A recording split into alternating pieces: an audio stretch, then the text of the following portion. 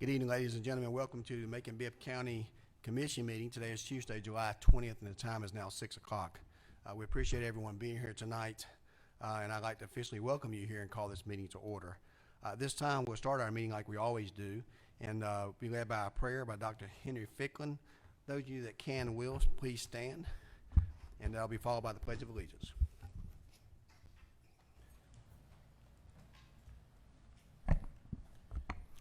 May we pray. God, our Father, the everlasting shepherd of mankind, look now mercifully upon these servants who you have allowed to be lifted by your provision to the auspices of government and leadership, mayor and commission. Bless them, we pray, to continuously be led by your grace and your mercy for the betterment of Macon-Bibb County. In your Son's name we ask, amen. Amen. I pledge allegiance to the flag of the United States of America, and to the republic for which it stands, One nation, under God, indivisible, with liberty and justice for all.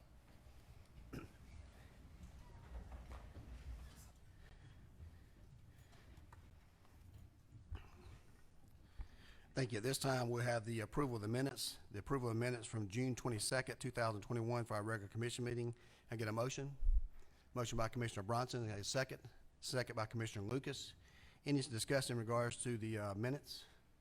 Hearing no discussion, all those in favor of the motion, please say aye. Opposed, nay. That motion carries. Thank you very much. At this time, we do have a very important presentation tonight. We have the presentation to Andrea Cook for Black Mental Health Awareness Month, and those that are with you, please come forward.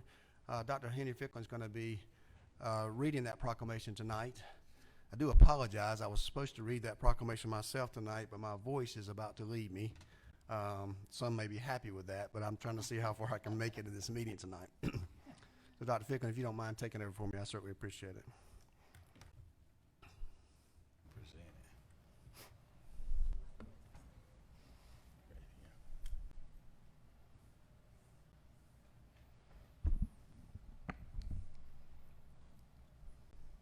Proclamation, Office of the Mayor, Macon-Bibb County, Georgia.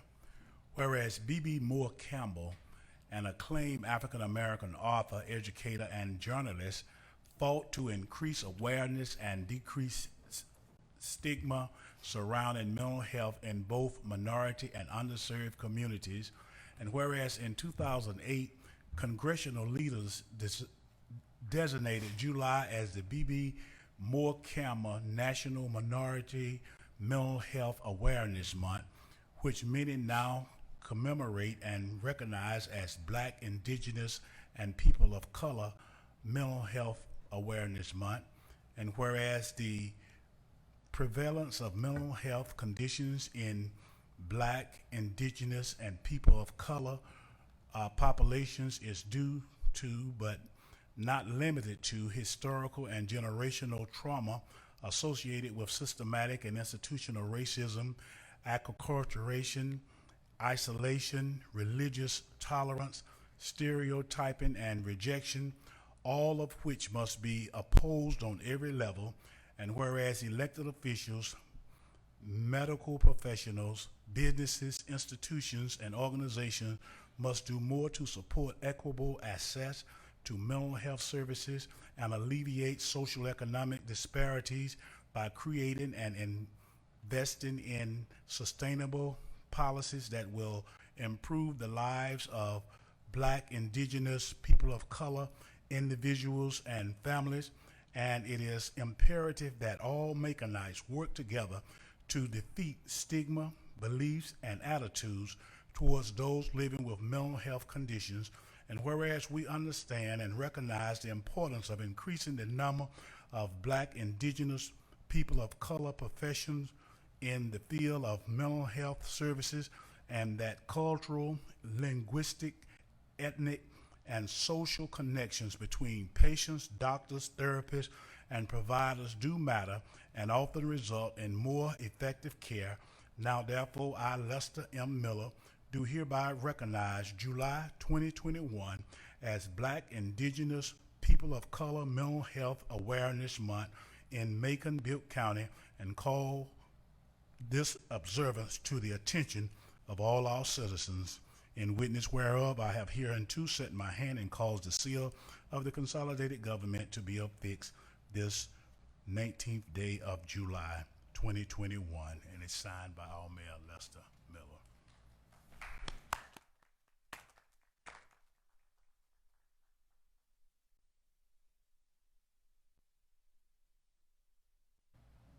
All right, 1, 2, 3. One, 2. Perfect.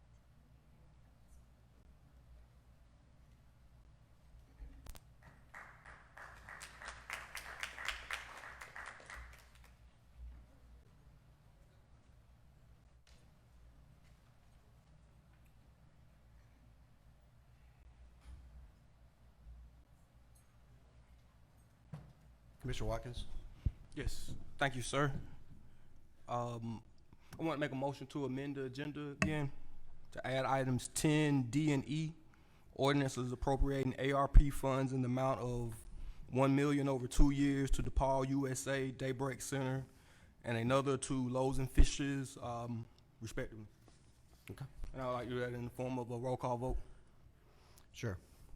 Got a motion by Commissioner Bronson, Commissioner Watkins to add those items to the agenda. We have a second. Second by Commissioner Bronson. We'll do those in group, is that correct? Okay, we'll start with a roll call vote, starting with Commissioner Wynn. That's a no. Commissioner Bronson? Yes. Commissioner Lucas? Commissioner Jones absent. Commissioner Clark? I'm sorry. Commissioner Jones? Commissioner Clark? No.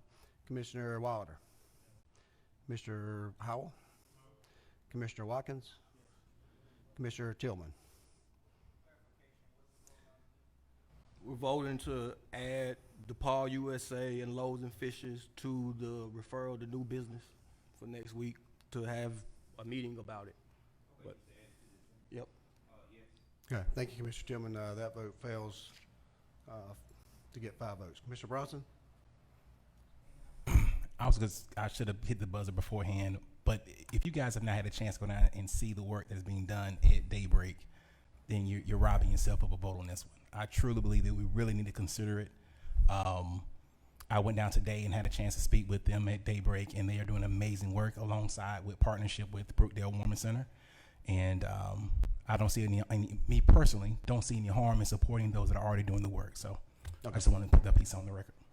Thank you, Mr. Bronson. Okay, we're going to move on with the rest of the agenda. We have several items of new business tonight. New business item 7A. This is a new alcohol beverage license for Sprint 5 located at 3927 Napier Avenue. This item was passed at previous meetings and it's been placed on this for final vote. That's my motion. Can I get a second? Second by Commissioner Bronson. Any discussion in regard to this item? Hearing no discussion, all those in favor of the motion, please say aye. Opposed, nay. That motion carries. Thank you. We're going to move on to item B, which is a denial of Kitchen Pride new alcohol beverage license. Just to get a little information about this, we previously denied this motion for a renewal of alcohol beverage license for Kitchen Pride. We sent out a survey. The business did not complete the survey to send it back to the county. Therefore, we denied the license at our committee in our hearing. We sent a denial letter to the business, prospective business. They did not file an appeal on that matter. That appeal time is now since expired, so it comes back before this commission for a final denial vote. So that is my motion. Can I get a second? Got a second by Pro Tem Clark. Any discussions or questions in this regard? Seeing no questions, all those in favor of the motion to deny the alcohol beverage license for Kitchen Pride, please say aye. Opposed, nay. That motion carries. We're going to move on to item C, was the item that Commissioner Watkins asked to add to this agenda, and we did so. This is an ordinance to dedicate a portion of Bloomfield Road in memory of Dr. Estelle M. Good's contributions to her community, appropriating $500 from general fund to a facilities management department the purchase of material. That's sponsored by Commissioner Watkins. Would you like to make that motion, sir? Got a motion by Commissioner Watkins, and get a second. Second by Commissioner Bronson. Commissioner Watkins, you want to make any comments in that regard? Again, Ms. Dr. Estelle Good, one of the founding members of Covenant Life Church in the Bloomfield neighborhood's been there since the early 80s, providing services and love to the community. They're hosting a Stop the Violence rally. My understanding is Ms. Good, Dr. Good, this was a major initiative of hers while she was living.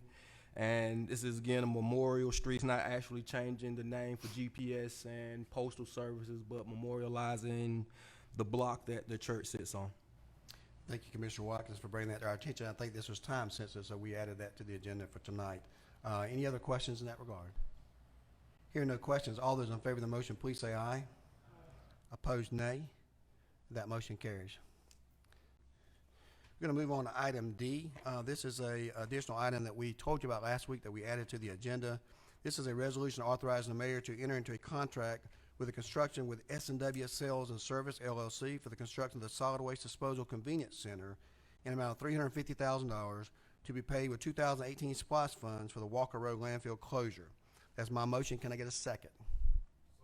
Got a second by Commissioner Howell. A little information on here. We don't actually have a digitized version of this tonight. We were on a time crunch, and we told you last time that we were going to bring this item to the agenda because the RFP just ended last week. You see some pictures of some ones that we looked at before. This is the old Ackerman site down to where the animal shelter that we took out. It's going to be a very large convenience center. Looks really nice. We do have some plans here for commissioners that may want to look at it tonight. The rollout plan is not a digitized plan. This will be our first one with at least 2 more sites we've secured to follow right behind that. I'm very interested in getting this thing moved forward. We'll take a site visit down there for sure to look at the area. We can do that either before they begin or during their construction or after their construction, so you can get a good idea. This is going to be our largest one that we have in Macon. You will not have to go across the scales downtown to get this convenience center, and it will be open sometime on the weekends as well, and we're working out those final details. Commissioner Wynn, did you have a question?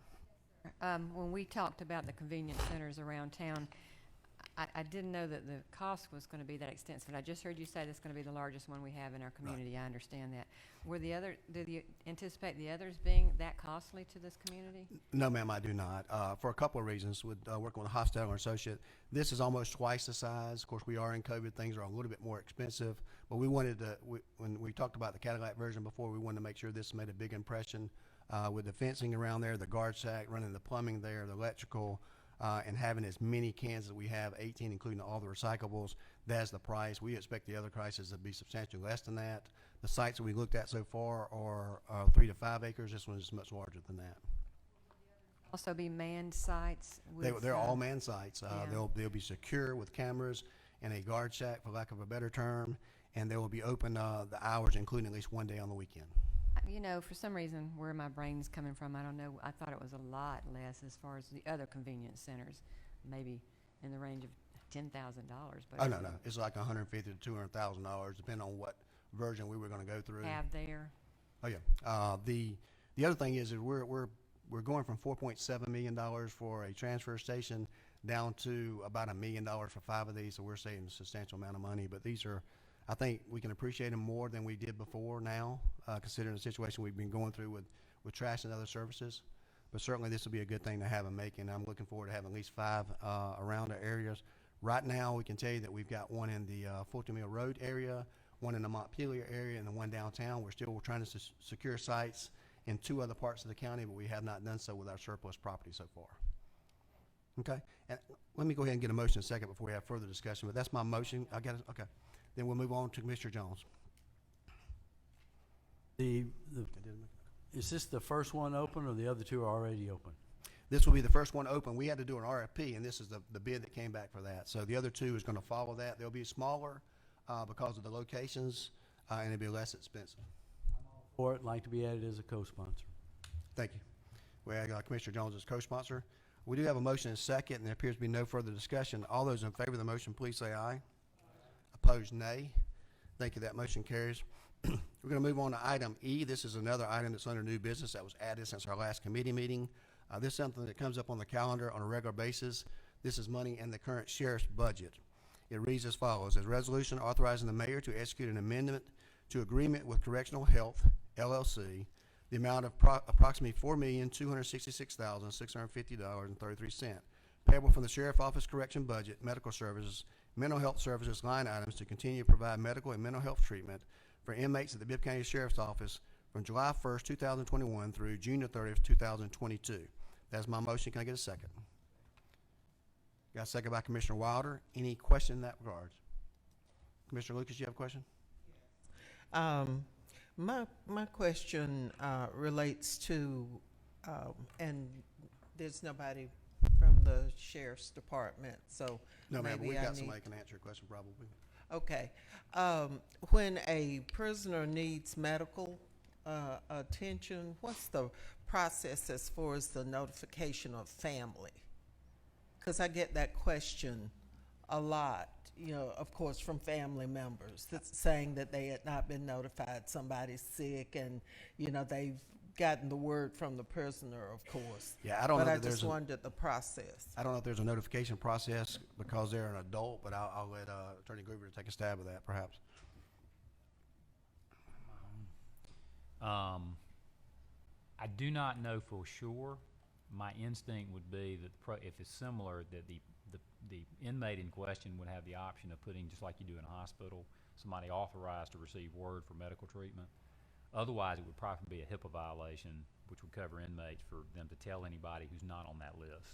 But don't quote me on that. I can find out. But my instinct is that's how it probably goes. I Yes. would be interested because that's information that people call us and ask us about all the time. I'd like to be able to say, well, you know, contact this place or that place, because we don't have that information, but people expect us to Right. to have it. So. That's a good question. I suspect it's like Attorney Gruber said, because of the HIPAA. I think unless there's a certain list that the sheriff has them sign off on, they're unable to give permission to talk about any kind of medical information.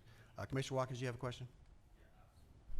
I was curious, is this budget amount similar to higher, lower than the amount from last year? I think it's slightly higher than last year, but we believe that this is an estimated amount that may come back later on for a supplemental if necessary. But this is an estimated amount. It appears to be a little bit higher than last year, but it's within the budget. Thank you. Good question. Any further questions in regard to this item?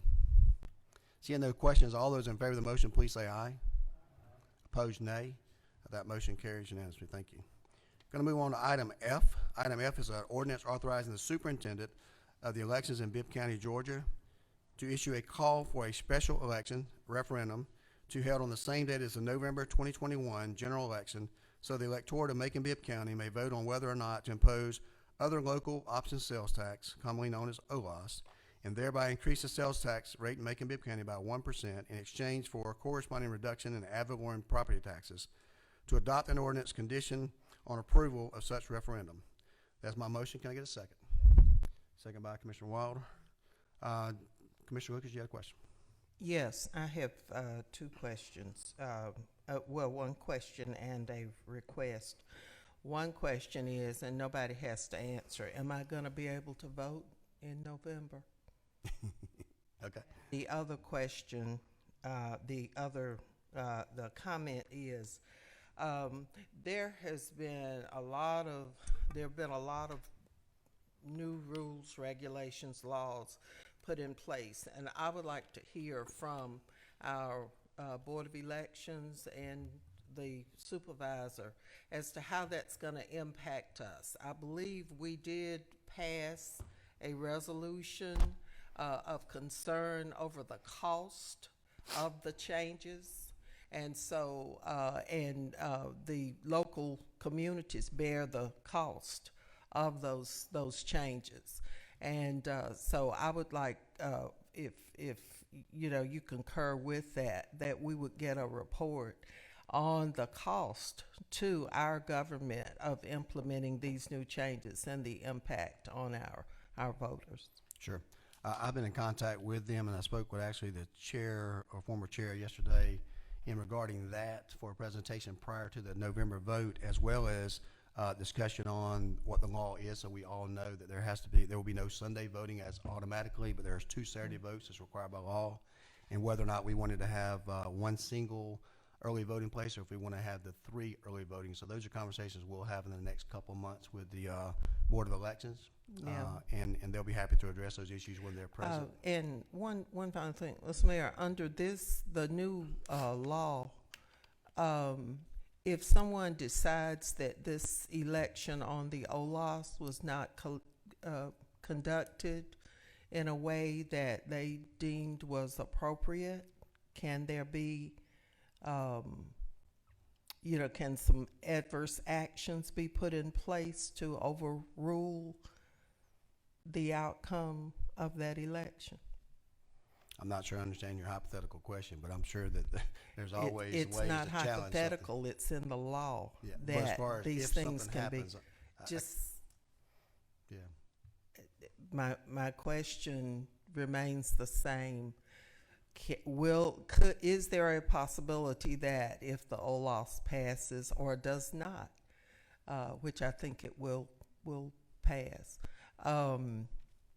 can this new law impact that decision in any way so as to reverse what we as voters decide locally? So maybe I don't have that's a crystal ball. I don't question think for anybody- another day. Yeah, I think that's a question for another day. My gut instinct tells me that we'll have some decisions on that before the November election and some guidance from the officials. I don't believe you'll be able to undo a vote that's legally happened, but perhaps some person may challenge the constitutionality of their failure to not be able to vote. So I don't know the answer to your question, Commissioner Lucas. I don't think anybody else can, but I do appreciate you asking it. Well, it was a question for thought. Right, well intentioned. Commissioner Wynn?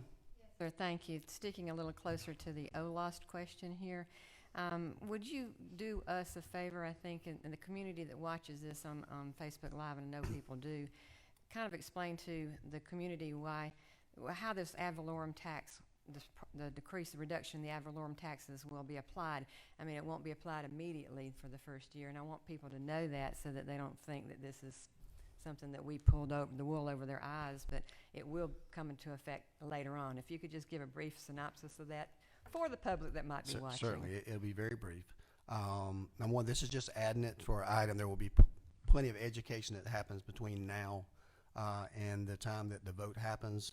The bill that passed both the House and the Senate and signed by the governor just a few months ago allowed an additional 1 penny sales tax to be added to our local sales tax that would in turn reduce the taxes by 5 mills the first year after collection, and then 100% the next year after collection. Depending on when the funds begin to be collected is when they'll be done. You can't reduce the taxes until you've collected the money. So always, and our system is set up now in our current laws, is you collect taxes this year, you roll them back the next year because you don't know what the tax amount is going to be to roll back. So if this is successful, gets on the ballot in November, and it were to pass, the collection will begin in January of next year through all of next year, and we'll roll back the next tax year after that. I thank you for the explanation for the public, and I'd like to be added as a co-sponsor for Yes, this, ma'am, we'll do please. that. Pro Tem Clark? Oh, I'd like to be added as a co-sponsor as well. And to try to briefly touch on Commissioner Lucas's concerns about the election laws. What can happen is if legislators in our local delegation have concern over the way that this election is handled, they can request an investigation that is exempt to public records laws and to open meetings laws happen under the purview of the State Elections Board, which is no longer governed by the Secretary of State. So it will be a closed-door investigation into the findings of any election in the state that we administer locally. That is, in those findings and that investigation, we as people who fund and appoint the Board of Elections, and we as tax-paying citizens are not subject to see any work product of those findings if we request them. So I just wanted to clear that up. I don't know if that means, I agree with the mayor that they can't overturn an election, but I do believe that they can. That is what Senate Bill 202 allows them to do. It allows them to investigate behind closed doors. But I would like to be added as a co-sponsor. Thank you, Commissioner. Mayor Pro Tem Clark. Commissioner Wynn? Just one more brief comment. Is there a sunset date in this OLOS proposal? Okay, which means for the public that it would end after, what, 5 years? Is that Yes, what we ma'am. have in it? And can be renewed by vote? That's right. This Okay. is not an indefinite 1 cent Just- sales tax increase. There's a sunset provision that will be part of that education process. It is 5 years. I also want to recognize we've got James Banter here. If Mr. Banter, if you would just stand up, please. Just personally, I want to tell him thank you. This young man traveled to Atlanta at a time to meet with the legislative council and myself and the entire delegation. He represented our county. He works with James Bates Groover. Brandon and Gruber, so many names. He done a wonderful job. I just want you to know who he was. He advocated well for us. He advised us well on the law, and I consider him a good partner in getting this thing passed and getting it on the agenda. So thank you, sir, for being here tonight, and thank you for all your legal advice and helping us through the minefields, because without his help and all those involved, it wouldn't have got to this point. So we do have motions and seconds. Several people have asked to be added as sponsors to do that. We'll make that happen. And again, this is just the first process of getting it on the ballot. The Board of Elections requires this. They'll have a call meeting, and there'll be plenty of time for educating the public for that. And all we want to do is educate the public, not necessarily advocate for a position. So we do have a motion and a second. All those in favor of the motion, please say aye. Opposed, nay. That motion carries. Thank you. We're going to move on to old business, and old business tonight. I know several of you will be happy, including my Commissioner, Elaine Lucas, tonight, is these ARP items I put down separately tonight so we can vote on those separately. And then we have some consent agenda at the end, because it's so important that we have these items and the public knows what we're spending this money on for ARP. So we're going to discuss first the old business item dealing with the ordinance to authorize the appropriation of up to $1 million American Rescue Act plan funds for provision of services disproportionately impacting communities in the form of housing support. Affordable housing to be administered by Newtown Macon, sponsored by everyone listen here on the agenda. And just to add a little bit to that, as we learned on yesterday, this $1 million has been doubled to $2 million based on the generous gift of the Knight Foundation. So we did receive the matching funds that were confirmed yesterday. So that item did pass through committee. That's my motion. Can I get a second? Second by Commissioner Bronson. Any questions or comments in this regard? Seeing none, all those in favor of the motion, please say aye. Opposed, nay. Thank you. We'll move on to the next item, old business, which is a ordinance to authorize appropriation of $600,000 in American Rescue Act plans under the same terms we discussed below by the Historic Macon Foundation. On yesterday, we also learned that the match that we had hoped for last week from $600,000 would be matched 1-for-1, so a $1.2 million match on another housing project announced by the Knight Foundation. And what's important in that is we are the first to do that in the United States. I'm not sure if you watched the interview yesterday, but the Knight Foundation was extremely happy and pleased to be able to double this money and be the first in the nation. So I appreciate all the support the commission gave last time through the committee. It did pass unanimously through the committee, and this time I'll make a motion to do the same. Can I get a second? Second by Commissioner Lucas. Any further discussion, Commissioner Wynn? Yeah, and I'm sorry to be asking questions. I know I was on the phone call when the meeting, the committee meeting occurred, but it's very difficult to hear what the discussion was. So if you don't mind me asking a few questions tonight, I sure would appreciate it. Hate to make you talk any more than you have to, but just a few questions.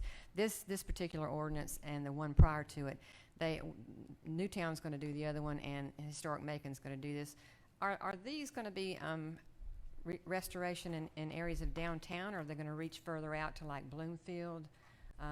Pinona, there's those areas that have. All these are going to be in the census tract, and they're going to be outside of downtown. These folks are going outside of their norm to do these matches. They did make some indication that they were going to do some finishing up project in the Oglethorpe Bills Hill area, and then move over to the Napier Heights area as far as Historic Macon is concerned. To answer your other question, these will be building of rental units as well as new homes, but also restorations, and a revolving loan fund where people actually can borrow money from this revolving loan fund to purchase homes, to rehab homes, or to flip homes in neighborhoods over there. And the best part about it comes with training and education to make sure that our new homeowners are educated in the process and they walk through the process, so it's not very complicated. And this is your non-traditional bank financing where folks who normally could not get a bank loan will be able to get this money at a low interest rate. So it's gonna be a combination of all three. Make sure I understood the reach of these two ordinances to make sure that it was not just confined to a certain area of town. It's not. Okay. Thank you, Commissioner Wynn. We do have a motion and a second. It appears no further questions. All those in favor of the motion, please say aye. Opposed, nay. Thank you very much. We're certainly, I hope everyone is excited as I am about those matching. Anytime we can leverage our funds, it's certainly something we are to consider. The next item is the ordinance to authorize the appropriation of $5 million American Rescue money to disproportionately impact communities in form of housing support, other housing services by providing the elimination of blight and the construction of affordable housing in Macon-Bibb County, sponsored by myself and everyone else listed on this agenda. This is the $5 million we'll be putting into our own account for purpose of eliminating the blight that we currently have. The process that we have appears to be working. We believe this will be a substantial enough amount to make a huge impact and eliminate the blight that we currently have, together with the other options that we have going on. I do appreciate that passing unanimously through the commission at the committee meeting. At this time, I move to make that motion permanent with here. Can I get a second? Got a second by, who was that?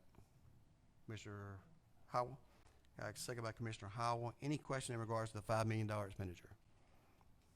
Hearing no question, all those in favor of the motion, please say aye. Commissioner Lucas, do you have a question? My comment is that I am just thrilled at these initiatives in the areas of housing, because nothing builds wealth in families and feelings of self-esteem and all of those good things that we want to see built in families. Nothing more than home ownership. And I just think this is going to do an awful lot. And I, too, am so pleased that this is extending outside. I think we've done an excellent job on downtown. Downtown is brand new. I mean, it's from the inside out, everything. And a few other areas. But this takes into account something that we all hear from people. When are they going to come to my neighborhood and do some things over here? And so I think this is a good response. And so I'm just really, really happy. One question I have is there a maintenance, since governmental funds are being used in these projects, is there a maintenance element to this? Because I ask that because some years ago over in Fort Hill, there were some homes that were renovated. There was no provision for the maintenance and upkeep of those houses, and now I think they were bulldozed down a few years ago because they had become substandard again. So I'm just wondering if there's a maintenance requirement or a maintenance element in these programs. I think some of the programs do that we previously voted on carry a maintenance requirement. I know some of the habitats, they do that as well. They set aside a certain percentage each year for maintenance. This particular one is our $5 million that we're doing blight with, so that wouldn't be under this section here, but I do believe that some of those do. I'm not sure there's a requirement for all of them. Okay, I certainly would like to see that though, because you don't want homes, I know they have to meet certain standards in order to be allowed to be occupied, but you still need that maintenance. And those of you who are in real estate know that, something that's not maintained, the value goes down, it just falls apart. So I think that's an important element of this whole thing. Thank you, Mr. Lewis. Mr. Wynn? You have a question? Or To just tag all along to that, I think that's a good point to make, that maintenance should be involved, be a part of this. And because of what you said, Commissioner Lucas, that some of those houses that were renovated got torn down because they weren't taken care of. I think that you said, Mr. Mayor, that you thought that these plans had maintenance as part of it. We need to make sure they do. We can certainly ask for that. I know Yeah. these particular companies have that in the past, but that's something we can look forward in the future. Waste any of that money that we're spending right now. We do have a motion and a second, and all those in favor of the motion, please say aye. Opposed, nay. That motion carries. Thank you. Move on to item D, which is an ordinance to appropriation of $4 million in American Rescue Act funds to provision of services to disproportionately impacted communities in the form of housing support and services for unhoused by supporting the Brookdale Resource Center. That's my motion. Can I get a second? Got a second by Pro Tem Clark. Any questions or concerns, Commissioner Bronson? Hey, good morning. I'm sorry. Good evening. In regards to the questioning, out of curiosity, when we talk about services being provided within this money, have we identified? I know we have money being pushed into mental health counseling and so forth. Have we put funds aside for the clinical mental health counseling, social work, master resiliency, and then of course conflict resolution training? There's a lot of training that goes into this whole deal to make sure that we're operating to standard, right? And then we want to operate past that standard, of course. But have we put any money aside, or have we thought about putting money aside for that training that's required to make sure that this establishment, the Brookdale Warming Center, is operating as it should be? Not saying that it's not, but in regards to the training aspect, to ensure that that the person that we're bringing in are certified, qualified, and so forth. Certainly, I believe that all the funding is geared toward the Brookdale is right along the lines of what you're saying. I think the money that the county is contributing, the private, we believe will be funding, as well as the philanthropy and United Way themselves, since they have the MOU, that'll be all aspects of that. So I think it covers from start to finish on there. Commissioner Wayne, did you have a question? Just a question for clarification from me. The resources being referred to here, and I see that we're calling this Brookdale Resource Center. Are some of these resources duplicative of what the Economic and Community Development Agency already provide to our community? And if so, can we not combine what they do with what's going to happen in the Brookdale Center and not have duplicating services? The second thing I wanted to ask about, there's something, and I don't have it pulled up in front of me, the whole ordinance, but it talks about adding the bathrooms, upgrading the Wi-Fi, some additional things that need to be done, some maintenance things. But is that going to come from our general fund, or where is that money to do that going to come from? Okay. Thirdly, I just, at the beginning of this, when the Brookdale Warming Center was opened, I had a little heartburn about it. I certainly don't have, I think that it served its purpose. I think it went beyond its purpose, actually. And I want to make sure that if we go forth with this venture, that it doesn't get dropped. I talked to someone today whose churches had volunteered at the center, and so now they no longer do that. I just don't want our volunteers in this community and our funding to drop off, and then then it becomes something the city has to take care of after that. I just feel like this is becoming another agency or another arm of the city that we're going to have to take care of. If people really want this to work, it really needs to continue to be supported by the churches in the community through donations and volunteerism at this center. And I hope that I see that. But just by that brief conversation with someone today in their church, they went on to something else. I don't want this to be something we take on, and in 5 years from now, it's been put back in our lap, and we've got to pay for all the expenses. And I think there was something that says in the ordinance about the United Way, if they couldn't or didn't want to do their part, they'd pull out, and then that would be our responsibility then after that, wouldn't it? Yeah. So I guess you couldn't hear very well on the phone last week. So that's why I'm I'll asking. try to repeat I'm most sorry of to it. bother you with these questions. I do but appreciate your couldn't vote, though, but I'll try to give you the information as simplistic as I can. The for me, let's address the showers and the other things first. I think that's the easy one. We have funding through an ESG grant, and make sure I said that correct this time. That we believe we totally fund all that. We're going through the procurement process now. Matter of fact, today we've got some good news from our EMA director that we'll be able to save money on the beds there because we've had some frames and that donated from Salvation Army. So we continue to work with all of our partners to make that a successful effort there. So those funds are not included in this. That will be separate funding that we have secured that will take care of the showers, the kitchen equipment, the beds, the washers and dryers, and some upgrades of the Wi-Fi and other technology needs there. That's the first part. The second part, all of our partners in Macon-Bibb County will be able to participate and help with this. I'm not getting into details with that until a later time, but some things that's been mentioned today will play a part in helping this be a successful. Whether it's other agencies that tend to offer the same services, our hope is to consolidate the service to meet the needs of our most vulnerable in Macon, and that's the whole intent of doing that.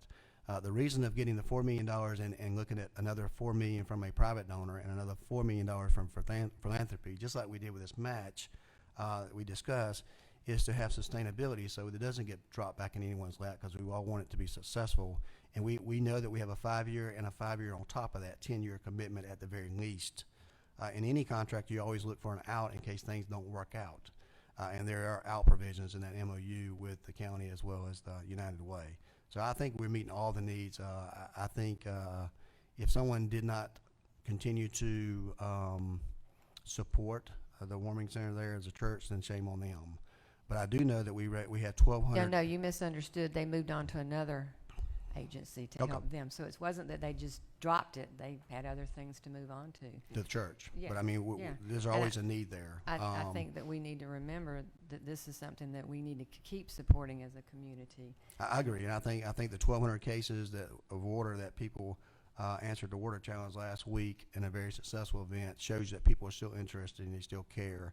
And I'll be willing to bet through United Way and the many volunteers they have and people that support that, we're going to be able to raise even more money now that it's with a third-party entity.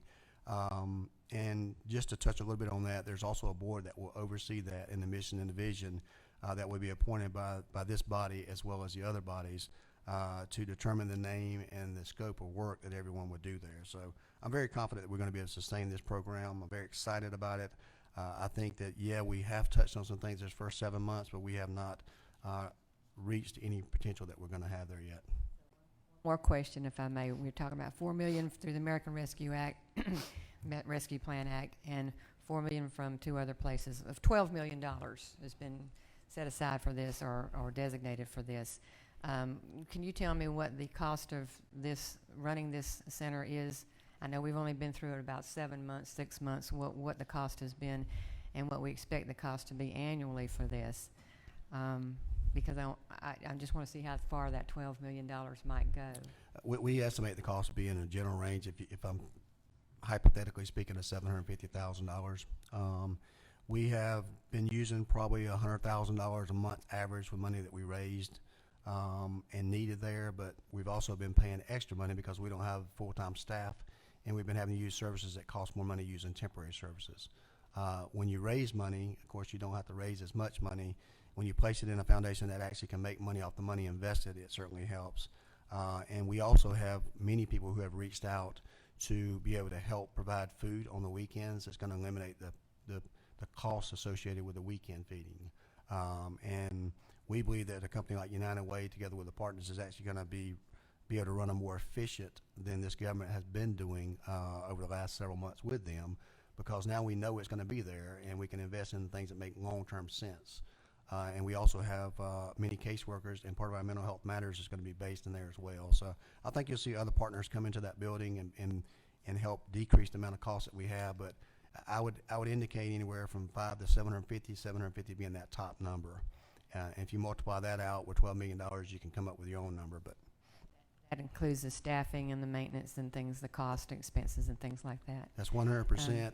Also, if you don't remember from last week, there's a provision there where we set aside a maintenance amount that has to be set out. I think it was 5% of the total amount that we gave to be used for maintenance and repair, upkeep, which is pretty typical. So we can make sure that we meet those needs there as well. So back to one more comment that you did address, but the duplicative services, the services we already have through other agencies, I'd love to see one Zena Jackson come in and tell us what they could do in conjunction to what the center is going to offer, because I hear a lot of the same services being offered here and with what their agency does. So I'd love to see that happen, that we combine those, to combine the staff, the volunteers, the funding, to do just one project together somehow, make it more reasonable for the community. Well, I'm sure United Way would be happy to come present to you about all the great accomplishments they're having in a couple of months. So certainly not going to happen between now and then. But Commissioner Jones? Yes, sir. Oh, you still? Thank you for letting me speak. Oh, no problem.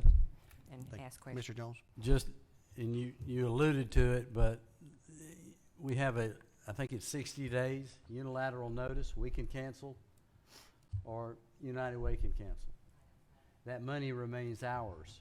If it terminated, that money comes back to us. So know that. And then Rachel, can you put up the infographic again? Yes. Infographic? Okay. In my mind, this is a transition center. Well, I would too, because we're taking it from somebody, a low point in their life, to a better state of living. So I think to me, the results are phenomenal if you look at the infographic, and well worth doing. I think it's well planned out. Good questions, but as far as the money goes, if it's terminated, we get it back. We have a unilateral right to terminate as they do. Thank you, Mr. Watkins. I'm sorry, Commissioner Jones. Commissioner Watkins, you have a question? I just want it clarified for me one more time. It kind of new. I knew about the $4 million that we're voting on today, but the additional $12 million in I guess grants that the county will be receiving, how it lines up with the $750K per year. If I'm understanding you correctly, the plan is to write a check for that full amount versus drawdowns from the county? That's correct. Nothing's changed since we spoke last week. It's a $4 million check that the county would cut after everybody is satisfied with the deal. The additional monies I talked about is money that will be raised from private and philanthropy. The ESG grant is money that we have up to $1 million that we can use for purposes like this, and we have asked for guidance on the items that we suggested they're used for to make sure they're within the rules for that guidelines. So in my mind, I could imagine a robust homeless shelter providing $4 million or very close to it worth of services per year. If they wanted to go full job training, robust social casework, group therapy happening, providing prescriptions and the full nine, I could envision a $4 million a year homeless shelter. And I can also understand how one could run off of $500,000. So is there any guarantee or contract or something that locks us into the understanding that with the with the United Way that, this is expected for them to stretch it? And again, if they need $4 million next year, I'll just sit here and vote. I'll vote yes. I'll ask a couple questions, but I'll vote yes to that $4 million. So I'm curious in terms of being an ombudsman for the county. Yeah, I'm not sure of any guarantees, but I do know that the $4 million is our contribution. The other will come from other folks. We estimate that amount based on what we've been running it for, what we believe they can save to run for. I suspect United Way is not going to have any problems raising money, investing money, and getting a lot of grants that we're not allowed to do through that subsidiary. The other thing is we'll be appointing a board that oversees all this to make sure that we stay within budget, and that's why we wanted to have at least 40% makeup of that board to make sure that we're overseeing the budget to make sure this money is stretched out and used efficiently. So I'm not sure if there's any other questions that I can answer that you asked, and if there is, I'll let the county attorney answer it regarding contract. Answer it. So, but thank you. Okay, thank you. We do have a motion and second. All those in favor of the motion, please say aye. Opposed, nay. That motion carries. Thank you very much.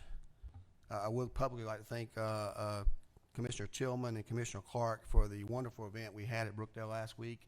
I know it was very successful, and not only the great entertainment that we had, but 1,200 cases of water. It may not mean a lot to some people, but I can tell you, working with these gentlemen and several others that were there that day, most everybody on this commission lifting water and carrying it in there alongside the Brookdale residents as well as our fire department certainly doesn't go unnoticed. And the event that night that Commissioner Tillman put together was one that you would pay real good money for, and I appreciate the opportunity to spend some time with him and the other commissioners there. And I can tell you that each of the residents there thoroughly enjoyed it, and a couple of them told me it felt good to be normal again. So thank you for your vote. This is item E, is a ordinance to authorize the appropriation of $3 million to the American Rescue Plan Act funds for visit making for mitigation of negative impact of COVID-19 in the form of tourism, travel, hospitality industries. As my motion is sponsored by several others listed. Can I get a second? Got a second by Pro Tem Clark. Seeing no discussions, I'm sorry, Commissioner Watkins. It's about the distribution again. It's not abundantly clear in the write-up. Excuse me. I said I'm just curious about the distribution. We write one check to. One check will be going to Visit Macon. They will use the first part of that money to make everyone whole from the 2019 figures up until 2020-21, which is based on their percentage of breakdown. The additional monies will be for, to offer incentives for tourism to restore us back to where we used to be. So so is there any rules on eligibility? Only folks that are on the hotel motel tax, or is it free to any agency that may have a tourism? Any tourism agent the Visit Macon has a board set up, and they will do just like we generally do when they offer incentives to apply for that. It'll go through their board, and they'll do a reward, not just the people that are on the hotel motel tax after the other people made whole. And I asked last week and I wasn't clear. I know, like with our Bowden golf course, are we remitting? We're not remitting. That'll come up again, or is that part of this tourism dollar? That is not part of Bowden is not part of the the hotel motel tax is not part of this tourism dollars now. The county could consider, if there's a loss there, transfer in to do that loss as a payback to the county. My understanding with our passage of the FY22 budget, we reduced typically Bowden Golf Course loses $600,000. We made that number like $50,000. And when I asked about it, the reasoning was that we would use the tourism allowance from ARP to offset that. So is that going to come up differently from this, or is that included in this $3 million? That would be the different. As many other counties have used so far, including 3 in the last couple of days that I spoke with, there will be a number that the county as a whole would lose because of the pandemic. Those numbers are being calculated into a formula that we'll bring back to the commission to let you know if you want to do something on that. I suspect Bowding and others will be in that. It is not in this tourism dollar here, if that's your question. Gotcha. I yield. Thank you. Thank you. Commissioner Tillman? I'm hoping that we all will come back soon, because I know sometimes we don't look at, we're leaping folks over, but we did not fully fund the Museum of Arts and Science, the Tubman, Douglas, and so forth, because we were going to use this ARP funding. And it seemed like we would have this already ready to go, so they can all feel whole as well. Because everybody's watching, everybody's sending and calling us. Y'all might not want to say it publicly, but the calls are coming. When is their money coming? And they're watching us do some of this other stuff. So I'm hoping that this will probably be coming in the next couple of weeks. And so that some of the stuff that we want to see, those folks, we fund those folks where they can just stop whispering in our ears. Thank you. Thank you. Commissioner Tillman, this money is for that purpose, and I've been in contact with every one of those organizations many times throughout this year already, and including here recently, to let them know that pursuant to your vote tonight, that we would complete all the necessary paperwork and get the funding directly to Visit Macon so they can distribute, because they're using this in their budget for this year. So certainly a vote tonight will go a long way in that process. So we do have a motion and second. No further discussions. All those in favor of the motion, please say aye. Opposed, nay. That motion carries. Thank you. Item F is a ordinance, the appropriation of $1 million to American Rescue Act funds for the mitigation of negative economic impact COVID-19 in the form of household assistance for food programs by addressing food desert areas. That motion passed unanimously last week, and would someone like to make that motion? Commissioner Clark, Commissioner Bronson makes a second. We have a motion and second. Any question in that regard, Commissioner Tillman? Commissioner Tillman, you have a question? Just want to go back and get a clarification. Visit Macon distributes, or who distributes our hotel motel tax? They will be distributing the money we just right. voted Is it on. Visit Macon? Okay, Right. yeah. And there'll be an itemization that everybody see based on the percentages that we already calculated. Okay, all right. Just wanted to be clear. Yeah. I thought so. Okay. Commissioner Wynn, you have a question on the new item? Yes, sir, I do. Again, I'm sorry to ask questions, but I couldn't hear these things on the phone conversation last week. How do we determine what areas are food deserts? How is that determined? Commissioner Clark, you want to answer that question? Sure. These funds are only allowed to be distributed in qualified census tracts. It's done by poverty levels of around the county, and it's 3/4 of the county. But that- is there's a there, map. is there a distance for these areas, like 3 miles to a grocery store, or? No, there's not. They're just in areas of high concentration of poverty.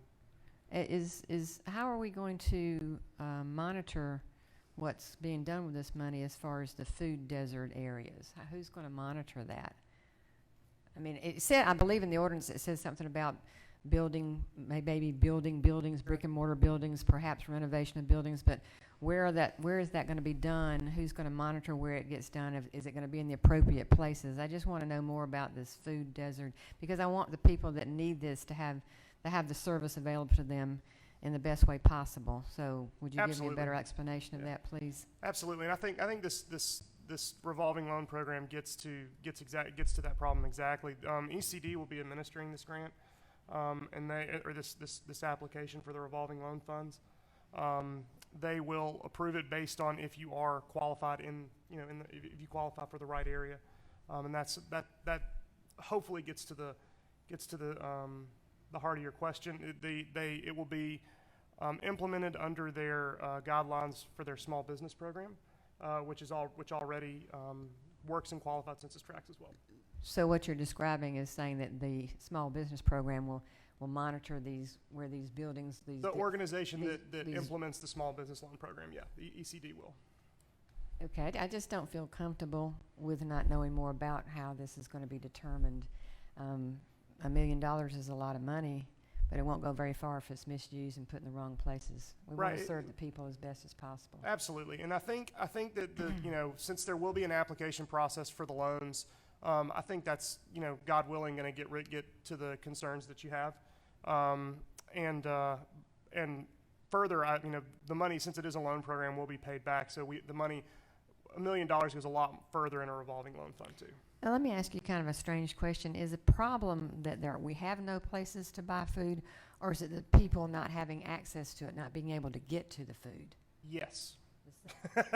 Yeah, yes, ma'am. I mean, Not- we've got not- a not lot to of be grocery tongue-in-cheek, stores. it's Wait. both. We've got a lot of grocery stores in Macon, a variety of them that are good ones. But is it because the people can't get to them? Is that the biggest problem? That's definitely part of it. It's part of the problem. The other problem is that we have seen an exodus of grocery stores and brick and mortar facilities that offer fresh foods in poorer parts of town. And the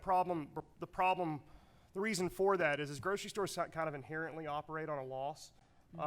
They set their budget based on and their operation costs based on the buying power of the direct local neighborhood around it, and then they take that buying power and set square footage that way.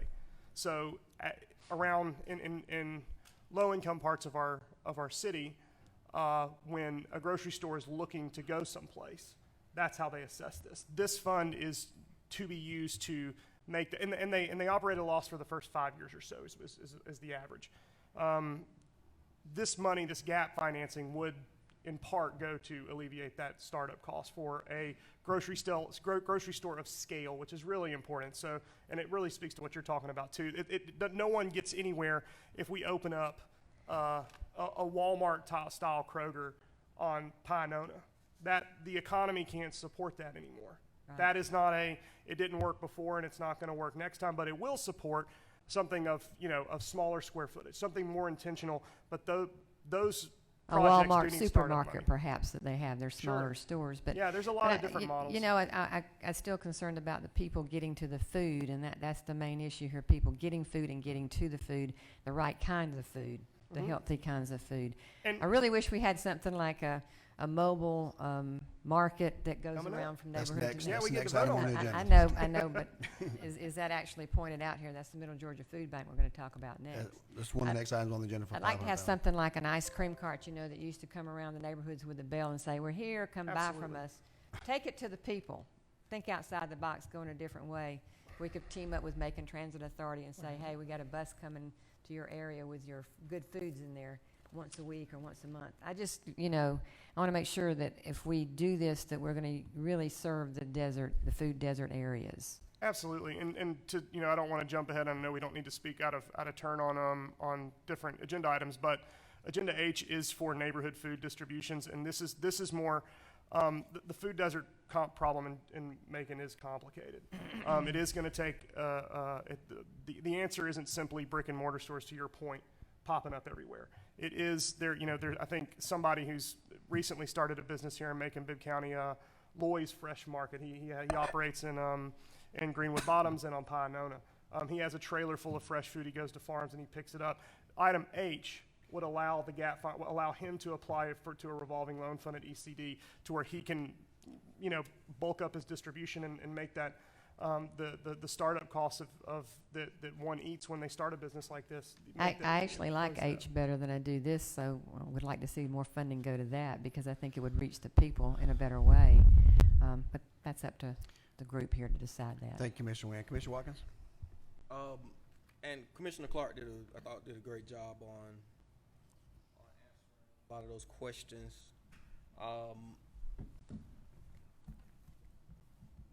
So we use the word food desert, but I think a better term now is folks experiencing hunger within a census tract. The USDA defines a food desert census tract as a census tract where more than 20% of the people in that tract are living below the poverty line, or at least a third of those are the people in that tract are a mile away from a grocery store or a place of food, or if it's a rural tract, they're 10 miles away. The mile is important. It sounds like a little bit, but a mile is pretty significant if you are low income, don't have access to a car yourself, and the bus routes don't traverse in the right way. Like an example, in Pleasant Hill, there was a study by Will Finkelstein from AmeriCorps a few years ago where he discovered that if you're on Forest Avenue and you don't have your own transportation, it could take up to 90 minutes to actually get to the closest grocery store, even though that Baconsfield Kroger seems like it's a stone's throw away. But the way our bus routes run and everything else, they're not even really a sidewalk trail for you to make it there. It's disconnected. So those are the food deserts, and I think what Commissioner Clark and me and others are trying to get to is there are businesses who want to exist in those areas. We have almost a public service need to provide food, a basic resource to our citizens, and that is getting harder and harder for the private market to do. So a lot of communities have started to supplant and supplement grocery more and more because just as Commissioner Clark mentioned, the market studies and all the things that a traditional business use supports Kroger on Pionona closing, which creates a major hardship for many of our citizens and an issue for us at this table. And they've found ways either through annual gap financing, co-opting of allowing food services to exist, and just as you said, delivery services to become more robust, and to offset those costs for our community. There's stuff that, like, if we can chip in, there's stuff that Uber and Lyft are doing to give people benefits to rides. And there are communities like New Orleans who are kicking in government dollars to make that even more affordable and accessible to citizens. But yeah, I yield at that point. Thank you, Mr. Watkins. Commissioner Lucas? I am just so pleased that we are voting on items that will directly impact our citizens and directly impact what's our poverty rate? 30%, 27%? 26. What is it? 27, 26. It is too high, but I think it's approaching 30%. And so in the United States of America, there shouldn't be people who are hungry. And this money that we are fortunate enough to get, and then we're fortunate enough to have a foundation to match, we now have the resources to at least begin to address one of the major problems. And think about it. During the summer, during this last year, there were feeding programs for children in the school. All of our school kids qualify for a free and reduced lunch, well, free lunch. They all get free lunch. That says something about this community, and I'm very happy to vote for anything that addresses the hunger issue in this community. So I'm voting yes. Thank you, Commissioner Lucas. Commissioner Wynn, do you have a follow-up? Yeah, one more comment. I am too in favor of feeding the people of our community, especially the underprivileged. I think that it would serve benefit. Commissioner Watkins made a good point to support what I was saying. We need to take the food to the people rather than trying to let the people try to find ways to get to the food. So I prefer G and H, preferably H is where the funding should go. I'd like to see the funding from going to G and H and just take the funding away from the others for the food desert, because I think it will serve better to take the food to the people, because transportation, you mentioned, was an issue, and that seems to be the problem. It's not that we don't have places to buy good, healthy food, it's they can't get there. And I'd love to see us think of another way to get the food to the people. And I think H looks at that ordinance that's coming up. Commissioner Wynn, thank you. Commissioner, I got Clark. You want to go ahead and take Commissioner Watkins? I just wanted to, there was thought behind the amounts between G and H. The reason that the revolving loan for the brick and mortar side of this is higher is not only are these for-profit grocers delivering fresh food to people who need it in areas of high poverty, they traditionally act as economic anchors. And the more, that is one of the things that create the lack of these economic anchors and the exodus of these economic anchors in low-income neighborhoods around Macon-Bibb County is a larger problem. It is a larger problem that can't be addressed by farmers markets popping up in affected areas. That doesn't mean that the impact of the farmers markets are any less, but it does mean that we're not just creating brick and mortar for-profit stores for fresh food delivery. We're creating economic anchors that can hopefully in turn create an economic environment to where other businesses can flourish later. And that is going to take that type of gap financing. When you're talking about projects like that, it is going to take more money initially to float those projects. And so it was my intention when I spoke with the mayor's office about this to put more money in that, because the project loans are going to have to be greater. Thank you, Commissioner Clark. Commissioner Watkins, you got something to add to that? Me and you bumped into each other at the Kroger on Forsyth this weekend. So, you know, I have my house off Pine, and it's traveling a long way for what I consider good groceries. Like, there's a certain dignity to being able to go to the grocery store. Folks, we're not advocating for folks to get free food. We're asking for folks to have access to be an American, to go to the grocery store, pick out healthy fruit, vegetables, and what we do in downtown when it comes to economic development, provide gap financing for the next restaurant to open up or the next loft to be built. We're asking for the same thing here, to provide a funding source for business to be business, but in places where business don't usually want to go. Not for, and again, I think, there's some dignity to that. I don't like, even though I want good fruits and vegetables, there is something about having to pass a closed grocery store in what I consider my neighborhood. And there's another thing that I consider, and like over here on Presidential is the natural next spot to go to. It's overcrowded. There's a lot of communities, a lot of folks using that grocery store.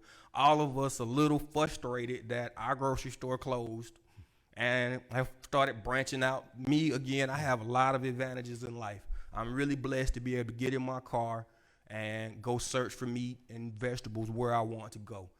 Like, that's not true for a lot of people that I represent in my district. They have to take the closest thing, and when the closest thing is Burger King, McDonald's, a dollar menu that has all that syrup within the meat, it's easy to do. It solves the problems, but it creates the health disparities. Because like when we talk about hunger, there is the quantity problem that nobody really has a problem in solving.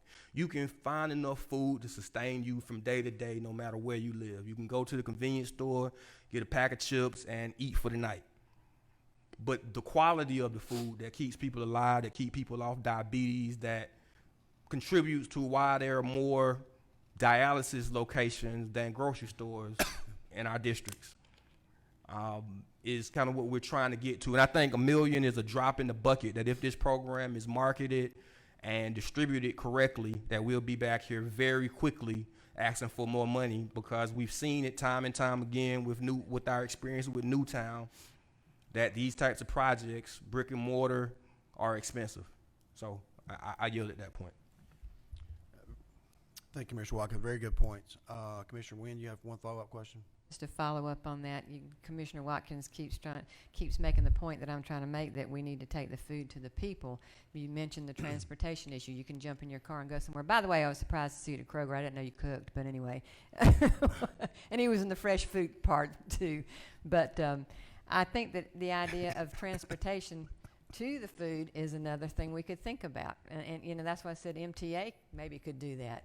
Maybe have a route where we could put them on a bus and send them there and let them shop and come back. I mean, those are things we need to think outside the box on right now, because I think, is that not something that we could consider? I mean, you're just not listening to that. It's just something, I mean, we want to bring the good food to the people where it's easiest for them to have access to it. If they can't get in the car and jump in the car and go to the grocery store like you and I can, then they need to have help getting there or have the food brought to them. That's all I'm trying to make this point of. It might be quicker and a better way to do it. Thank you, Commissioner Wynn. Ooh, Lord. Don't ever miss a meeting again. Don't. No more phone calls. No more phone calls for her. At least I know that I'm confident that we've already addressed the next two issues, so we'll be very brief on those issues. To your point, I think both of these items are probably underfunded. I expect to see those back to us again, but this is a step in the right direction. I certainly support those. So we do have a motion and a second on these items. All those in favor, please say aye. Opposed, nay. That motion carries. Going to move on to item G that we talked about already, but we'll reconfirm that. An ordinance to authorize the appropriation of $1 million in American Rescue Plan to take care of some food issues as well, including a potential grant. Is that right? G? That's where we're at, right? Okay. Clark threw me off there for a second.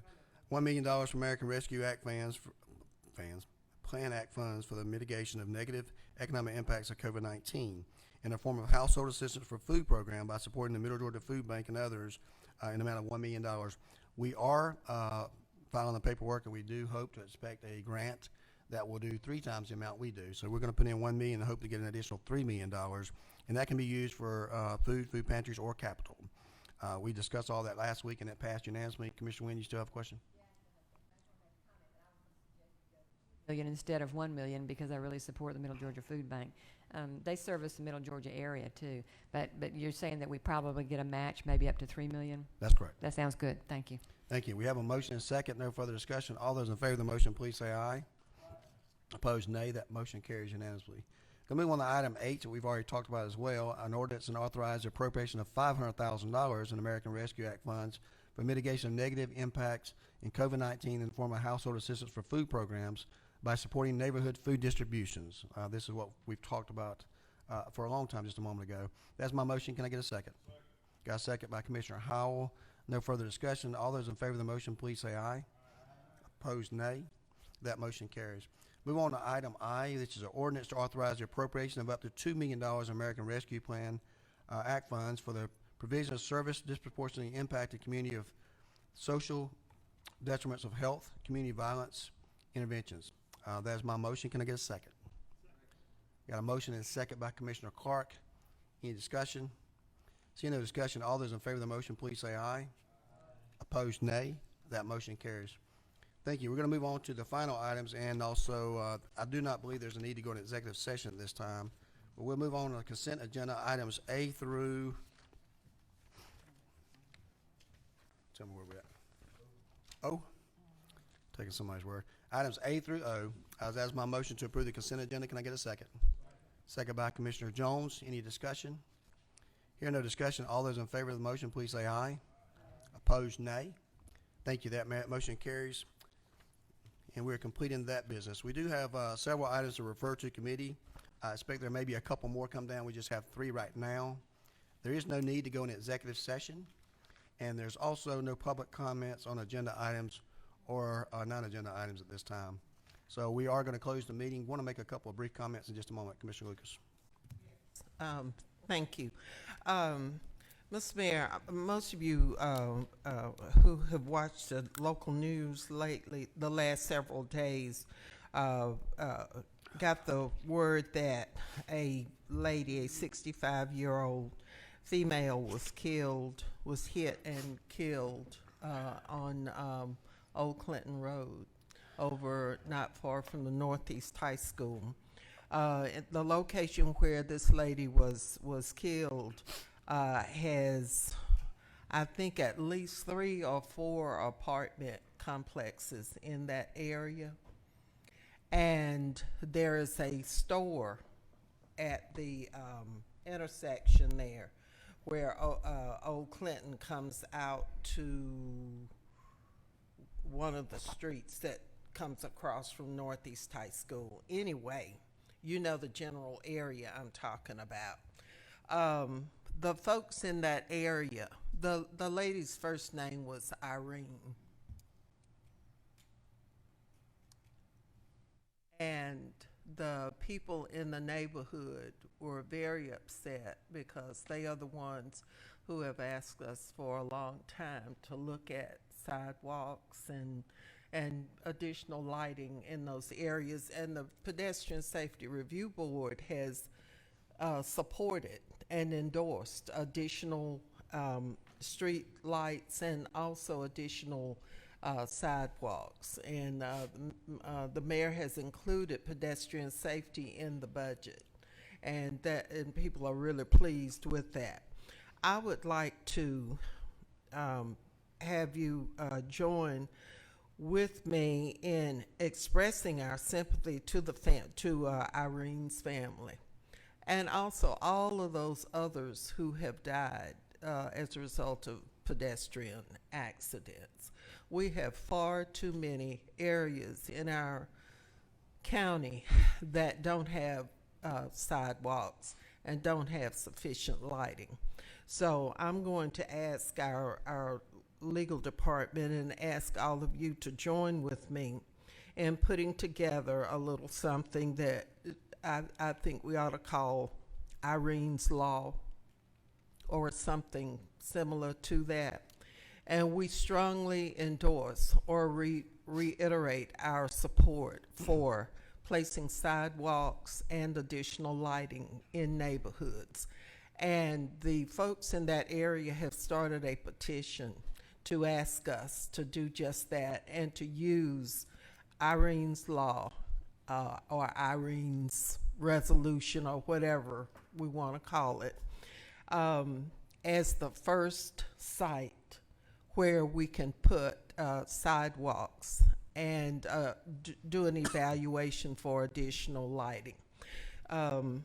They are respectfully requesting that, and I will have the petition to present to you very soon.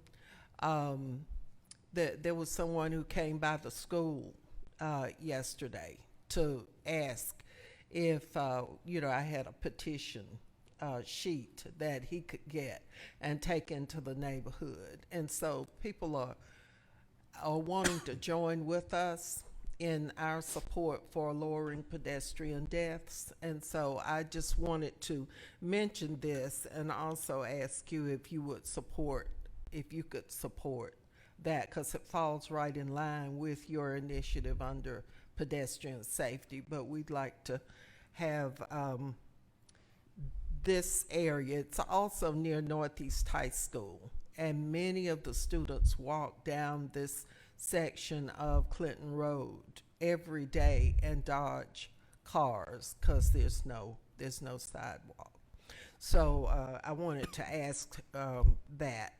And the other thing I wanted to ask for was if we could continue to show that map of all the places where alcohol is sold, because we need to be constantly reminded of how many places we've approved that sell alcohol in our community. So those were the two things I wanted to ask for and ask your support.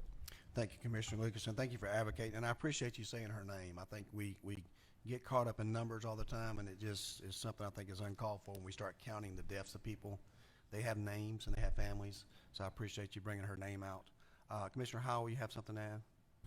I do. I know we've done a pretty good job of covering. I know DOT has covered it. I know Chris and the social media, our arm of social media has covered it. But I found myself today suddenly realizing that if you're southbound on 75, it switched to where you go 75 and 16. And I just want to make sure that everybody, now that we're on social media, people watching this on Facebook, please pay attention when you get to that. Again, that's a very dangerous intersection, and people were swapping lanes right in front of me. So please pay attention to that new change and in the traffic pattern there on 75. Thank you, Commissioner Howell. Pro Tem Clark. Yeah, Commissioner Watkins touched on this a bit earlier. There's a saying, and we all know it, that if a tree falls in the woods and no one's around to hear it, does it make a sound? We just passed, do the math right, 1.5 million reasons to do business in Macon-Bibb County for food distribution. To our communications department, to our friends in the media, you are the sound of the tree hitting the floor. These opportunities are there. The answers to this are within Macon-Bibb County for the food, for the farmers markets. We talked about one today. Loy, if you don't go down to Greenwood Bottoms or you don't go down to Pinona and get a watermelon from him, that's your mistake. But this is a bigger problem, and that is going to take investors and people who want to take a chance on these amazing growing neighborhoods, and the funds are there for you to take that chance now. Those businesses will come from without Macon-Bibb County. They will not be from here. But that's what I wanted to say. I wanted to make sure that the tree didn't hit the ground without a sound, and so I hope you'll look forward to a long, steady drumbeat on that, because this is our opportunity to start fixing this long, deep problem that we see in neighborhoods that are doing everything they can to keep these economic anchors and these fresh food retailers there, but they just can't because we didn't have programs like this until right now. So thank you. Thank you, Pro Tem Clark. Commissioner Wynn? Yes, just 2 comments. I want to commend Sheriff David Davis for his drug bust and raid today. That's a good step in the right direction. We need to keep going. Commend all the people that worked with him and all the agencies that worked with him. Second thing, I want to make a selfish plug for District 1's MVP meeting coming up on August the 5th, Thursday at Forest Hills United Methodist Church on Forest Hills Road. And Commissioner Bronson's going to be tagging on with me with that, so we'll have 2 people there. So just that, and I know Chris Floor is going to take care of the advertisement on these kind of things. I hope the media does too. Thank you, sir. Thank you. I have a couple myself, and I'll try to keep them brief. First of all, I want to congratulate Judge Verda Colvin. She's been named the Supreme Court judge, and we're certainly proud of everything she stands for here in Macon-Bibb County, and we certainly have been supporting her all the way, and I know she's going to make a big difference in the way we do business in Georgia. So I want to give a shout out to her. Likewise, I want to commend this commission for approving what I believe the $18.1 million in ARP funds that people are taking notice of. And I'm not saying this to pat myself on the back, I'm saying it to pat y'all on the back, because this is a group effort. Everyone voted for these items. It shows the rest of the world, especially all those in Middle Georgia, that we can reach common ground, and that housing and food and tourism and crime are important to us. And I think it really sends a message. People are watching what we do here in Macon. You're going to see them duplicating a lot of the things we do. We still have work to do, and last week I mentioned about the guidelines. We're continuing to get updates on these guidelines. We know that, I know because each of you have sent me either emails or called me on the phone about items that you're concerned about, that you want to see in the ARP, and we want to make sure that we multiply this. One of the things I'm most excited about is to take something like the $1.6 million and double that, to take 25% of that $1 million and triple that, because I think it spreads our money out a lot further. Having said that, I do want to let you know that I have been in communication with the public safety, and we've been working through a plan that we believe will take care of a lot of our public safety issues that we have through the MVP plan. And many of you have had these forums that you're hosting and we've been promoting, but this is real. We had some very good conversations the other day. I'm looking forward to continue to do that. But at the same time, we know that although we can't police ourselves out of the situation we're in with crime, and we have to get to the root causes, we're going to have to still recruit and retain the very best officers. And I'm looking forward to having a conversation with you in August, before these September guidelines come out, on how we can move to stage 2 of the pay scale for all of our first responders. We'll be very creative on how we do that. We want our officers to know that if they want to look and see what they're going to get paid when they get to 15 years and 20 years and 25 years, they know exactly what that is, and we don't have to spend hundreds of thousands of dollars on consultants to do that. So I am going to be bringing a plan to you, and I've met with them to discuss that with you and to utilize some funds we have from our premium pay, from the ARP money, as well as any potential money we get if the OLAS passes and general fund money. 'Cause I think we're at a point now that we must address this issue. This is the time that we can address this issue, and I'm going to ask for open minds on this and your support when we get there. So stay tuned. Sometime in August, maybe September, we're waiting on these guidelines to make sure that we spend our money wisely and that we are as efficient as possible we can to leverage these funds. So I'm excited about these forums. I hope you are too. Everyone has been very diligent about this. Let me give you just a brief update, and I'm not asking for questions on trash because I know it's on the minds of a lot of people. We have addressed the issue head on the trash and recycling. Many of you know that we are actually reallocating some funds beginning next Monday with Ryland Environmental. It will affect a couple of the commissioners' districts, and we've been in contact with you already. In particular, what we're calling Zone 1, we will have that zone divided into 5 areas. Those that used to get their trash picked up on Monday may have a different day assigned to them. They will get a mailer telling them exactly what date they are.